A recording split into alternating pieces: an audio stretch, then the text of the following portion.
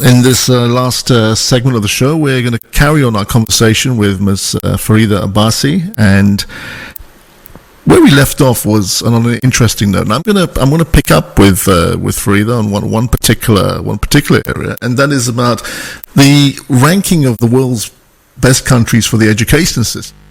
Fareeda, this is interesting here. There's a survey being carried out, and it was conducted between January and April of 2020. And there was an analysis, basically, of a quality index, which puts together many of the factors, actually, what you've spoken about, interesting enough, in the previous segment of what we talked about.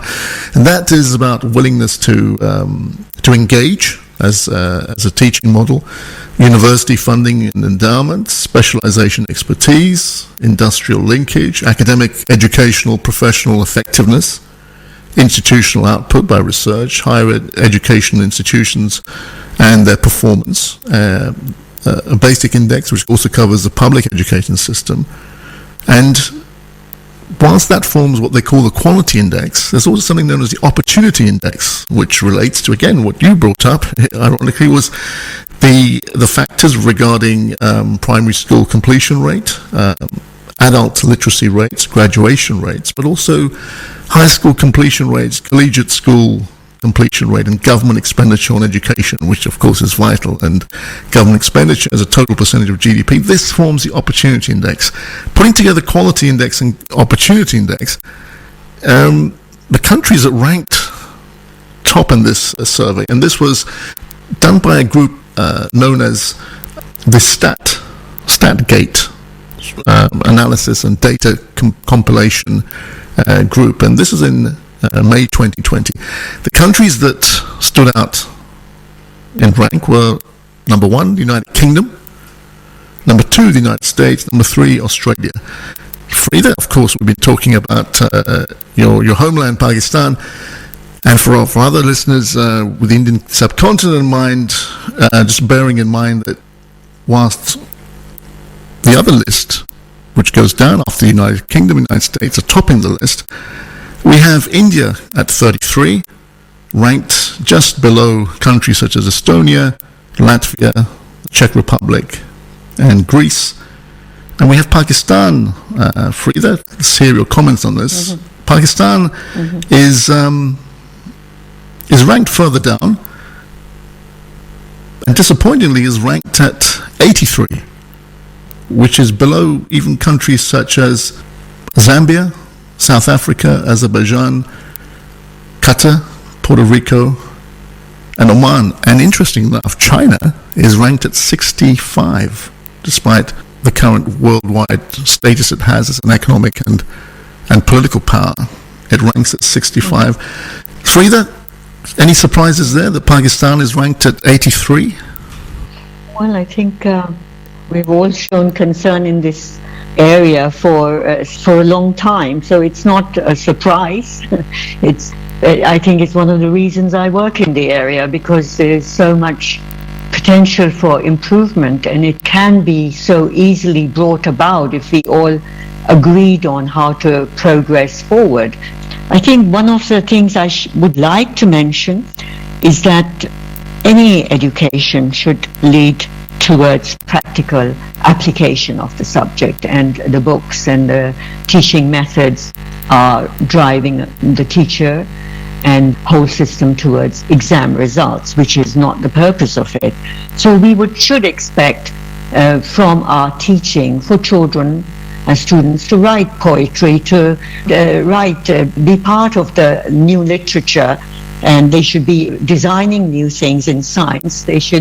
Education is not about learning what is here today, it's using what is here today to make new things for tomorrow which help humanity. And that is what it should lead to. So in terms of art, science, literature, and all these subjects, the child should be so passionate about it and be creative about it, and be able to create new things from what there is presently here that benefits mankind. So the area which I'm very passionate about is that, and I think most of us got a religious education, while we were growing up, and our parents really wanted us to have this education. They knew it was important. They knew that we should get it, but they didn't know what to do and how to give it to us. And the spiritual aspect of a person is the most important part. You know, if you take away that spiritual aspect, then you are left with a machine that is working towards materialism. And unfortunately, we are not doing that in schools. Whatever we teach or however we teach it, it distances the student from religion, from spirituality. Whereas the person, as we all know through our religious teachings, and just know you're a spiritual being, you're not a meat body. So in that sense, I feel that I give a lot of emphasis to teaching religion in a way that creates a communication, a line with the Creator. And this line needs to be of love and compassion, not of fear. So I think it's very important. And one of the factors I would say that why are we so low down in this ranking is that we split the person. We split them by not giving them the spiritual aspect of teaching and growth and a path to how to improve themselves and a life purpose of serving. So it's just about money and status, and that's not what life is about. Life is about serving and living your life, you know, with that spiritual aspect of growth. So every day we grow, we grow, we grow. Every failure is a way of learning and spiritual growth. It's just part of life. That's how we grow. So I think if we are to see the change in the ranking of Pakistan to come up this line, we have to bring about the right syllabus, the right teaching. Teacher training programs need to be there. Religion needs to be taught properly so that we can give the full being, put them in the world complete so that they can reach their full potential.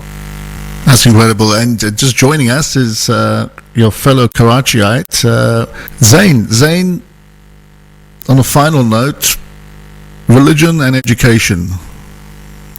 You heard what Fareeda has said there. What do you think about this and how the two can be combined, spirituality and education? Assalamu alaikum, Madam Fareeda. I think God bless people like Madam Fareeda in our country. If it wasn't for people like her, you know, God knows where we would be. I think whatever she's saying, whatever her thing is absolutely perfect. Unfortunately, the problem we're having in my country is good people like Madam Fareeda.